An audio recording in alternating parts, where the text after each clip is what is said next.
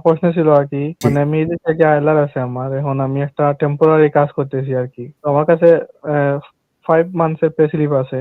এখন যদি আমি 6 মান্থস এর সময় যদি আমার ওয়াইফের জন্য এপ্লাই করি, এপ্লাই করার পর যদি কাজ চলে যায় তাহলে কি কোনো সমস্যা হবে? বা আমার তো কাজ টেম্পোরারি বা কতদিন কাজ করতে পারবো তো সেইটা তো আমি জানি না।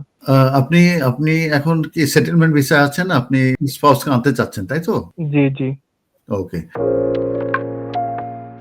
তো কেউ যদি এন্ট্রি ক্লিয়ারেন্স হিসাবে ইউকে তে আসতে চায়, এন্ট্রি ক্লিয়ারেন্সের জন্য অ্যাপ্লিকেশন করতে চায়, সেক্ষেত্রে কিন্তু ইমিগ্রেশন রুলস অনুযায়ী কিছু রিকোয়ারমেন্টস আছে, সেগুলো কিন্তু ফুলফিল করতে হবে। তার ভিতরে একটি ইম্পোর্টেন্ট রুলস, অনেকগুলো এই রুলসের ভিতরে অনেকগুলো রিকোয়ারমেন্টস এর ভিতরে একটি রিকোয়ারমেন্টস হচ্ছে যে আপনার ফিন্যান্সিয়াল রিকোয়ারমেন্ট যেটা 29,000 ইয়ারলি ইনকাম থাকতে হবে। এট লিস্ট আপনাকে 6 মাস 6 মান্থ আপনাদেরকে কাজ করতে হবে এবং সেই 6 মান্থের পে স্লিপ, ব্যাংক স্টেটমেন্ট এবং লেটার ফ্রম এমপ্লয়ার, এই ৩ টা জিনিস আপনাকে থাকতে হবে। এবং যখন অ্যাপ্লিকেশন করবেন তখন তো আপনার এটা থাকবেই।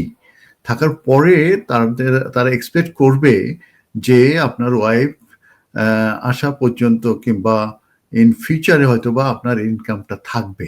অতএব during pending of the application তারা যেটা করতে পারে, তারা আপনার এমপ্লয়ারকে ফোন দিতে পারে। এই আপনার জবটা জেনুইন কিনা এবং আদৌ ওখানে কাজ করছেন কিনা, আপনার বেতন কত। তো তখন যদি আপনি কাজে না থাকেন, কাজে থাকা মানে কি, আপনি যদি P45 দিয়ে দেয়, আপনি যদি এমপ্লয়মেন্ট যদি লিভ করেন এবং সেই সময় যদি অ্যাপ্লিকেশন পেন্ডিং থাকে এবং তারা যদি ভেরিফিকেশনে যায়, সেক্ষেত্রে যে সমস্যাটা হবে সেটা হচ্ছে যে আপনার যে অ্যাপ্লিকেশন সেটা কিন্তু রিফিউজ হয়ে যাবে। কারণ তারা দেখবে during pending of the application তারা যখন ভেরিফিকেশন করেছে তখন তারা দেখতে পেয়েছে এবং জানতে পারছে যে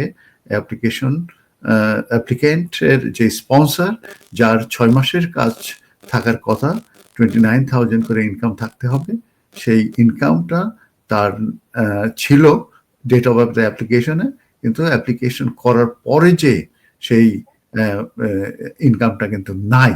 তার মানে যখন ডেট অফ অ্যাপ্লিকেশনে যে যদি একে কনসিডারেশন করার সময় যদি দেখে যে না, অ্যাপ্লিকেশনটা এই স্পন্সর কাজ করছে না, সেক্ষেত্রে আপনার অ্যাপ্লিকেশন রিফিউজ করে আপনাদের কিন্তু অ্যাপিল রাইট দিয়ে দিতে পারে।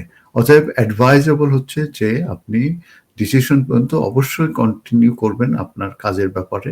ইভেন যদি রিফিউজ হয়, ডিউরিং পেন্ডিংও আপনার অ্যাপিল পেন্ডিং হিয়ারিং পর্যন্ত ডেফিনেটলি আপনাকে কাজ করতে হবে। আর যদি সাকসেস হয়ে যায়, এরপরে যদি আপনার কোনো সমস্যা হয় যে কাজ করতে পারলেন না কিংবা কাজ ছেড়ে দিতে হলো, সেক্ষেত্রে কোনো সমস্যা হবে না ভিসা হয়ে যাওয়ার পরে। কিন্তু ভিসা অ্যাপ্লিকেশন সাকসেস হওয়ার আগ পর্যন্ত ডেফিনেটলি আপনি কাজ করবেন এবং কন্টিনিউ করবেন। ধন্যবাদ।